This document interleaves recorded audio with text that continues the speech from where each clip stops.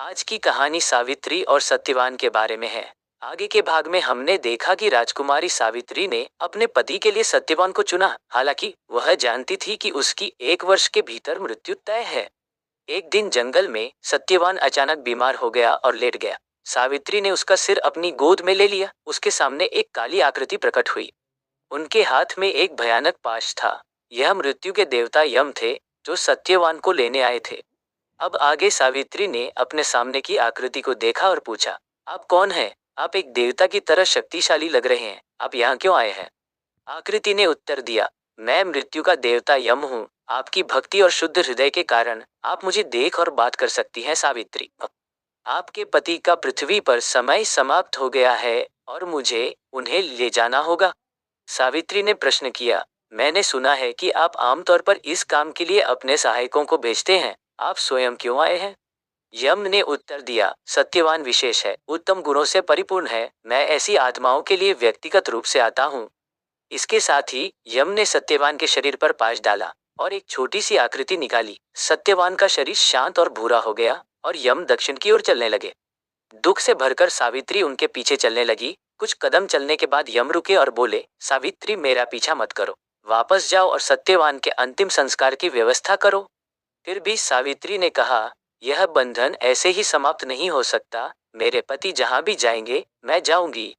उत्सुकतावश यम ने सोचा, अब वो क्या करेगी? सत्यवान के जीवन की भीख मांगेगी, मेरी चापलूसी करेगी? तब सावित्री ने कहा, कहावत है कि 7 कदम एक साथ चलने से दोस्त बनते हैं। मैं आपके साथ कई कदम चल चुकी हूँ। उसके शब्दों से प्रभावित होकर यम ने अपनी गति धीमी कर दी। मैं आभारी हूँ कि आप स्वयं आए, मुझे आपसे मिलने और आपसे बात करने की अनुमति दी। हमने एक साधारण जीवन जिया है, अच्छा कर रहे हैं। समझदारी से जीना ही मायने रखता है और किसी अन्य नियम की आवश्यकता नहीं है। मंत्रमुग्ध होकर यम ने कहा, तुम्हारे शब्द सुंदर और तर्क से भरे हैं सावित्री, एक वरदान मांगो, सत्यवान के जीवन को छोड़कर मैं कुछ भी दूंगा। सावित्री ने प्रार्थना की, मेरे ससुर अंधे और कमजोर हैं, कृपया उन्हें दृष्टि और स्वास्थ्य प्रदान करें। यम ने कहा, तथास्तु, अब वापस जाओ, तुम थकी हुई लग रही हो, अपने आप को थकाओ मत। सावित्री ने उत्तर दिया, जब मेरे पति मेरे साथ हों तो मैं थकान महसूस नहीं कर सकती, आप उन्हें जहां ले जाएंगे मैं भी जाऊंगी। यम सत्यवान के प्रति सावित्री के प्रेम से द्रवित हो गए। इसे भांपते हुए सावित्री ने आगे कहा, दयालु और बुद्धिमान भगवान, एक बार बुद्धिमान व्यक्ति से मिलकर भी मन समृद्ध हो जाता है। उनके साथ दोस्ती और भी अच्छी होती है। हमें हमेशा बुद्धिमान और अच्छे लोगों के साथ रहना चाहिए। यम ने द्रवित होकर कहा, तुमने मुझे एक बार फिर प्रसन्न किया सावित्री, सत्यवान के जीवन के अलावा कोई और वरदान मांगो। सावित्री ने कहा, मेरे ससुर ने अपना राज्य एक सूदखोर के हाथों खो दिया है, कृपया उन्हें इसे पुनः प्राप्त करने दे और सम्मानपूर्वक शासन करने दे। यम ने कहा, तथास्तु, अब वापस जाओ और आराम करो। लेकिन सावित्री ने आगे कहा, कृपया एक बार फिर सुने, आपने सभी प्राणियों के लिए जीवन और मृत्यु का नियम बनाया है और इसमें हस्तक्षेप न करें। यही कारण है कि आपको यम नियंत्रित कहा जाता है। आप सभी को समान रूप से देखते हैं, लेकिन कुलीन लोग रक्षा करते हैं, सभी प्राणी किसी को नुकसान नहीं पहुंचाते और प्रेम दिखाते हैं, यहाँ तक कि दुश्मनों पर भी, और मदद मांगने वालों की रक्षा करते हैं। गहराई से प्रभावित होकर यम ने कहा, तुम्हारे शब्द बुद्धिमान और अद्भुत हैं सावित्री, वे मुझे ऐसे तरोताजा कर देते हैं जैसे पानी प्यास बुझाता है। तीसरा वरदान मांगो, कुछ भी, लेकिन अपने पति का जीवन नहीं। तब सावित्री ने कहा, मेरे पिता के पास मेरे अलावा कोई अन्य संतान नहीं है, कृपया उन्हें अपने वंश को आगे बढ़ाने के लिए पुत्र दीजिए। यम ने उत्तर दिया, तथास्तु, अब तुम्हें वापस जाना होगा, तुम पहले ही बहुत दूर आ गई हो।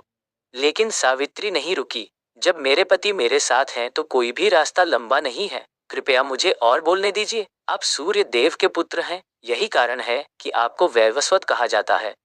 जैसे सूर्य सभी के लिए चमकता है, वैसे ही आप सभी प्राणियों के साथ व्यवहार करते हैं, समान रूप से यही कारण है कि आपको धर्मराज, न्याय का देवता भी कहा जाता है। हर कोई धर्मी लोगों पर भरोसा करता है क्योंकि उनकी अच्छाई हमें आत्मविश्वास देती है। यम ने प्रसन्न होकर कहा, तुम्हारे अलावा मैंने कभी भी किसी से ऐसे अच्छे शब्द नहीं सुने हैं। मैं तुम्हें एक और वरदान दिए बिना नहीं रह सकता, सत्यवान के जीवन के अलावा कुछ भी मांग लो। सावित्री ने पूछा, मैं चाहती हूँ कि मेरी बहुत सारी संतान हो। ठीक है, मैं यह वरदान भी देता हूँ, अब वापस जाओ। खुशी से भरकर सावित्री ने कहा, धन्यवाद महान न्याय देवता। अच्छे लोग अपना काम लगन से करते हैं और अपने वादे निभाते हैं। वे सूर्य को चमकाते हैं और पृथ्वी को फलदायी बनाते हैं। यम ने उसकी चतुराई और दृढ़ता से प्रभावित होकर अंत में कहा, तुमने कई बच्चे मांगे हैं, लेकिन जब तक तुम्हारा पति जीवित नहीं होगा तब तक ऐसा नहीं हो सकता। इसलिए मैं तुम्हें एक आखिरी वरदान देता हूँ, तुम्हारे पति का जीवन। यम ने पाश खोलते हुए कहा, सावित्री, मैं तुम्हारे पति को मुक्त करता हूँ। तुम दोनों दीर्घायु और सुखी रहो, तुम्हारे कारण सत्यवान प्रसिद्ध होगा। फिर यम चले गए। सावित्री तेजी से वापस वहां पहुंची जहां सत्यवान लेटा हुआ था। उसका सिर अपनी गोद में ले लिया और वह धीरे धीरे पुनर्जीवित हो गया। साथ में वे आश्रम में लौट आए, जहां उन्होंने अपनी अविश्वसनीय कहानी साझा की। जल्द ही सावित्री के ससुर को अपना राज्य वापस मिल गया और सावित्री के माता पिता को पुत्रों का आशीर्वाद मिला, जैसा कि यम ने वादा किया था। मृत्यु के देवता द्वारा दिए गए सभी वरदानों को पूरा करते हुए सावित्री और सत्यवान ने एक लंबा सुखी जीवन व्यतीत किया।